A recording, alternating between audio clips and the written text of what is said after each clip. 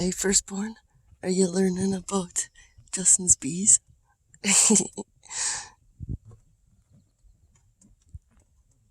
She climbed through the window to come hang out with me.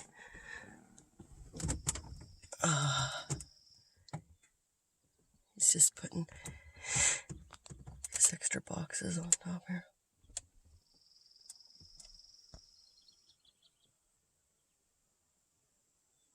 Using the smoker.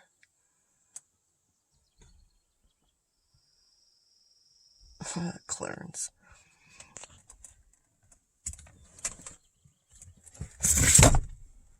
Okay, firstborn. What you doing? You wanna go back out? Here, hold on.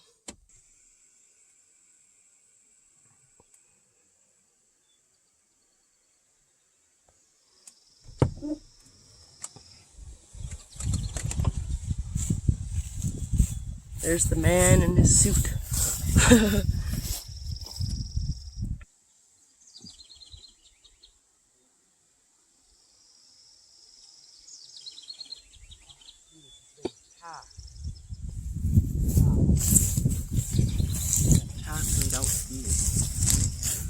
Show something that's kind of cool too.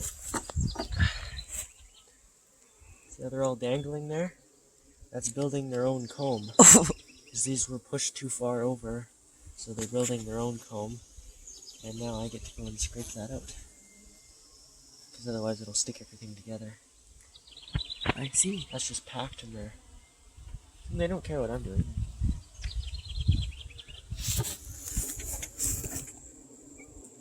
It might be aggressive.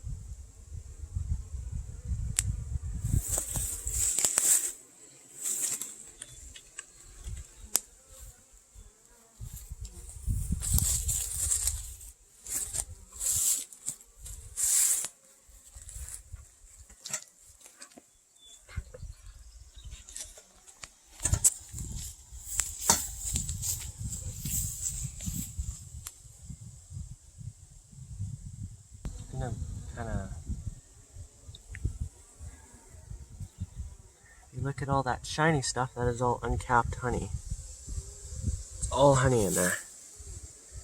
It's just, it has to be capped over. Relax. Flip this over. These things are surprisingly heavy, so here, I gotta set this down, it's kind of agitating them.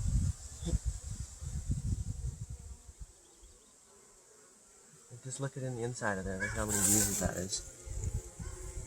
I haven't gotten a sting yet. I'm kind of expecting one. Hopefully not though. Yeah.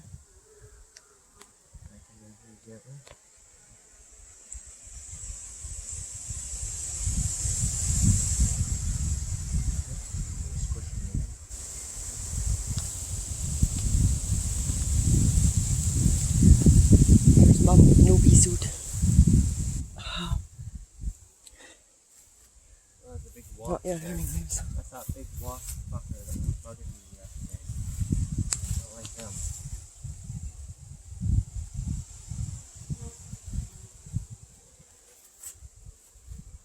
So you've added more boxes. Why?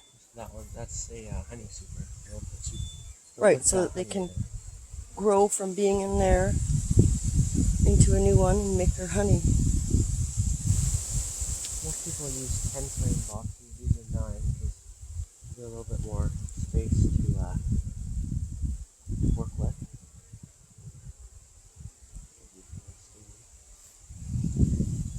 Yeah. All the shiny stuff is honey, and then the bits in the middle and the little worm type things, those are brood.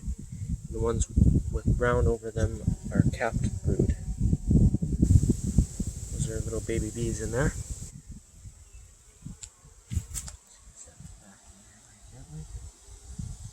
Let's check the other side. Yep, there's. Oh, no, it's not.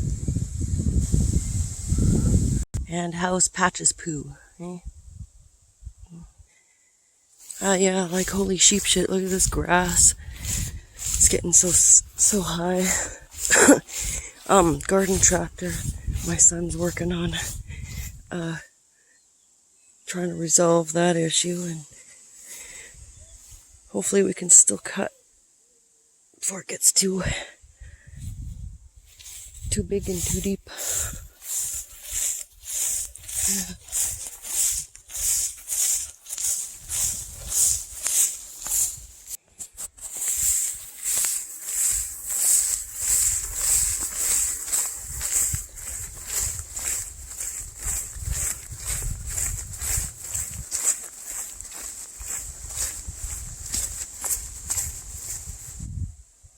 Lots of dandelions that I could pick and dry out. My dandelion area.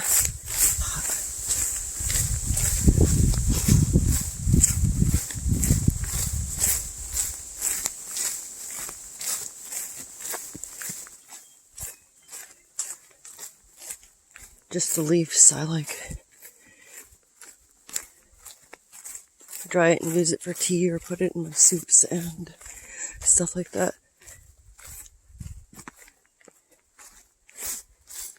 Here is the garden tractor. I don't have the gas out here. And then we took the battery out, but something happened where it needs a couple more things, and that shall be up and running again. So yabba dabba doo hoo hoo. It's actually been a couple years, because if the grass gets too tall, then I just gotta say to hell with it pretty much, except for by the front. Because like really, you'll just wreck your garden tractor. You need something bigger than that. Like these trees that are growing here. I never used to have these growing in the middle and shit, because the garden tractor's been down. You know.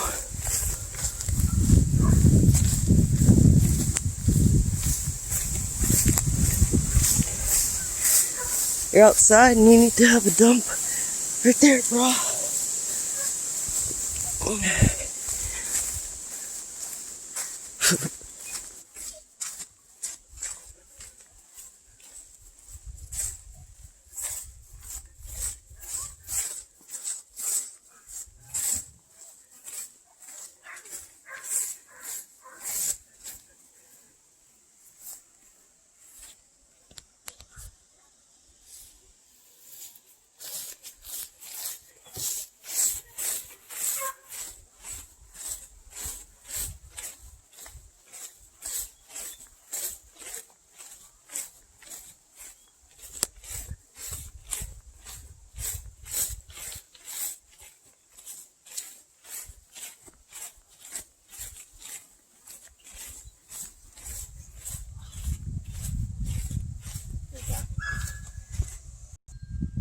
Baby zucchini, a baby bean plant, corn, some yarrow and chemdog, lavender, pansy, and some help me looking basil,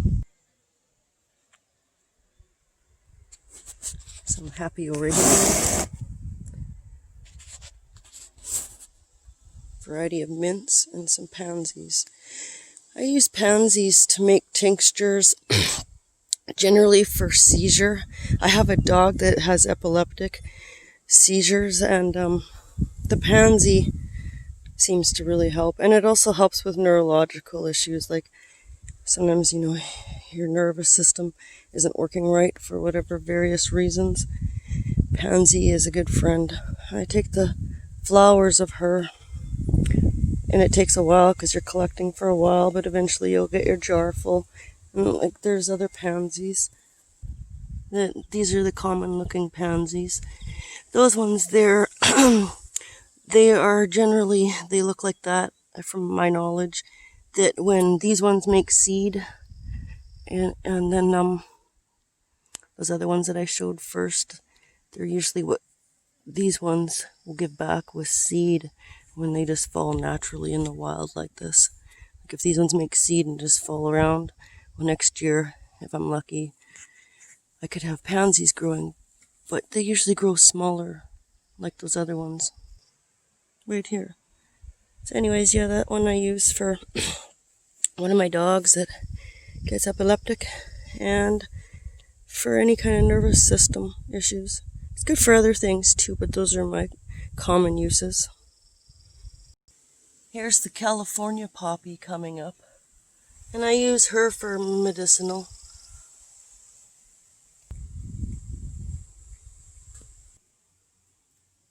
Baby peas.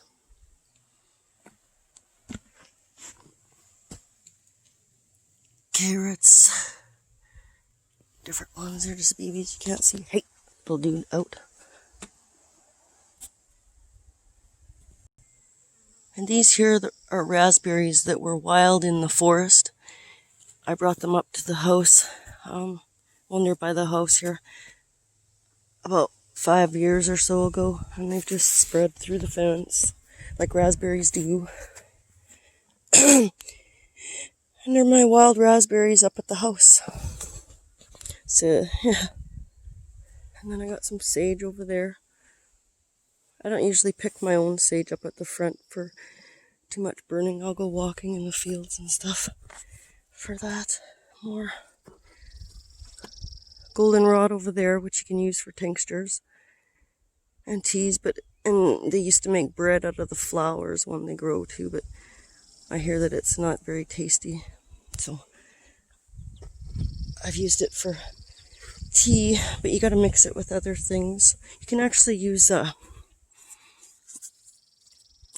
leaf of raspberries for if you've got a cough and it just lingers on and it's kind of a dry cough. It'll get rid of that for you. Just a few, I don't know, like this much here I'd take, and maybe how much for a tea per cup. Oops. Just wash it up first and stuff. And this here, what I was talking is the goldenrod. It's been windy and rainy today, so my throat's kind of scratchy.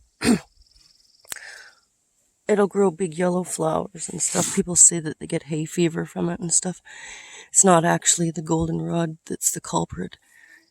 It's other pollinators. So yeah.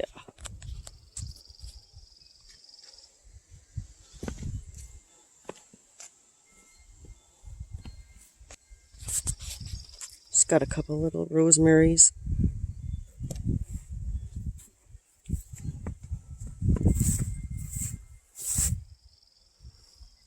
Two different kinds of thyme. I've already chopped it off once because I thought this one was going to die. So I went whatever.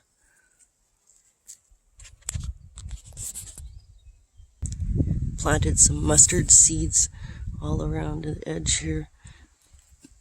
They came up real fast. I was thinking of Justin's bees, pollinators.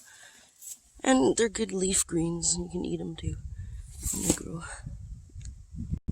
Some snapdragons, different areas. I like to make antiseptic. They're really good, like if you get actually a bee sting or a wasp sting. I use this recipe that I made. I use the snapdragons, red snapdragons. But yeah, they come in all colors. I use the snapdragons, California poppy, and rosebuds. Sometimes I'll throw in a little rosemary, and that is a great antiseptic for skin issues, especially bites and stings and any kind of allergic type of weird rashes like I've had people complain to me about that I've known, and then they try this stuff that I make and it's gone. I'll maybe do a video sometime down the road around harvest time or something.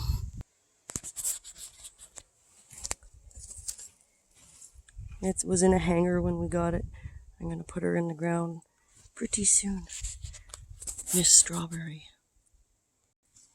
Baby sunflower's gonna be big sunflower someday.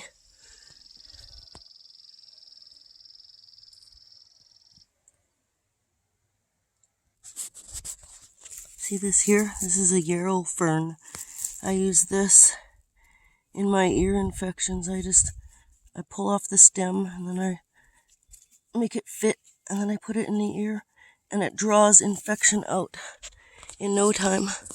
Yarrow is a white flower. It's not blooming at this time, so I can't show you, but that's the fern, and it's another good antibiotic helper. It stinks and it's good like Vicks. I put it in my ointments and stuff. But the fresh leaf from it, I put right directly into the ear like a cotton, and it pulls infection out. So yeah, yarrow, YARROW, a yarrow friend.